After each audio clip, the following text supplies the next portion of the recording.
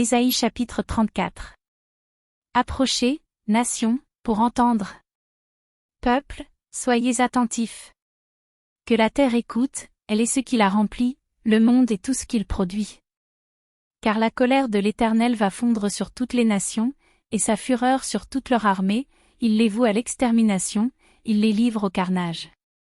Leurs morts sont jetés, leurs cadavres exhalent la puanteur, et les montagnes se fondent dans leur sang. Toute l'armée des cieux se dissout, les cieux sont roulés comme un livre, et toute leur armée tombe, comme tombe la feuille de la vigne, comme tombe celle du figuier. Mon épée s'est enivrée dans les cieux, voici, elle va descendre sur Édom, sur le peuple que j'ai voué à l'extermination, pour le châtier. L'épée de l'Éternel est pleine de sang, couverte de graisse, du sang des agneaux et des boucs, de la graisse des reins des béliers, car il y a des victimes de l'Éternel à Botsra, et un grand carnage dans le pays d'Édom. Les buffles tombent avec eux, et les bœufs avec les taureaux, la terre s'abreuve de sang, et le sol est imprégné de graisse. Car c'est un jour de vengeance pour l'Éternel, une année de représailles pour la cause de Sion. Les torrents d'Édom seront changés en poix, et sa poussière en soufre, et sa terre sera comme de la poix qui brûle.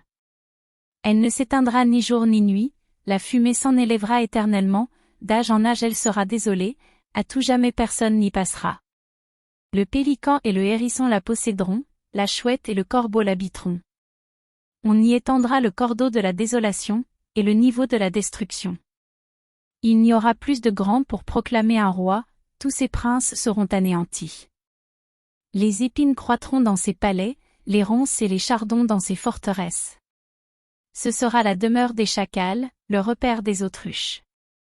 Les animaux du désert y rencontreront les chiens sauvages, et les boucs s'y appelleront les uns les autres, là le spectre de la nuit aura sa demeure, et trouvera son lieu de repos.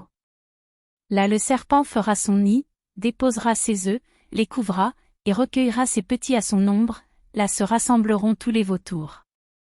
Consultez le livre de l'Éternel, et lisez.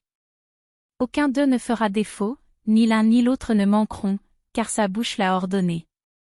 C'est son esprit qui les rassemblera.